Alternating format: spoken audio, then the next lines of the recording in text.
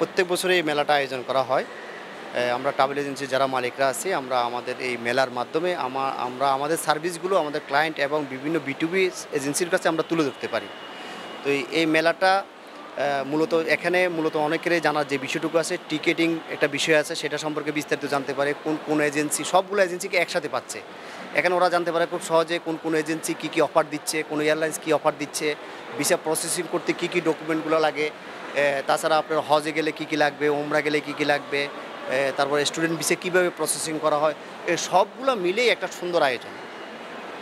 এখানে অনেক ধরনের যারা বাহির থেকে এখনও আসে নাই বা যারা আসবেন তারা অসংখ্য গ্রাহক বা বিশেষ করে আপনার ট্যুরিস্ট প্রিয় যে মানুষগুলো আছে যারা প্রতিনিয়ত ট্যুর করে বা যারা ট্যুর করার অভিজ্ঞতা নাই, এখানে আসলে হোটেল থেকে আরম্ভ করে এভরিথিং মেডিকেল ভিসা থেকে আরম্ভ করে সব ধরনের অভিজ্ঞতাটা এখান থেকে নিতে পারে।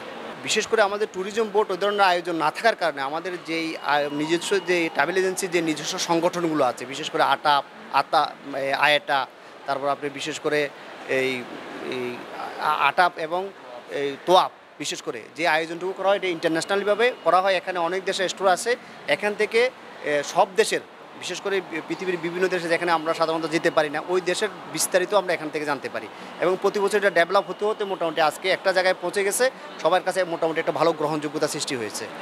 বিদেশি কতগুলো স্টল, কোন দেশের স্টল আছে ম্যাক্সিমাম? আজকে তো প্রথম দিন, ম্যাক্সিমামে আমাদের বিশেষ করে নেপাল, পাকিস্তান, ইন্ডিয়া, অনেকগুলো আশেপাশে আমাদের থাইল্যান্ড, আশেপাশে অনেকগুলো রাষ্ট্র আসে এবং অনেকগুলো বিদেশি এয়ারলাইন্স দেশি এয়ারলাইন্স এখানে আসে প্রমোট করার জন্য। আজকে যেহেতু প্রথম দিন, আজকে কী আসছে আমরা এখন ঘুরে দেখলে বুঝতে পারবো, বাকিগুলো ইনশাল্লাহ কালকে দিনের মধ্যে চলে আসবে সবগুলা।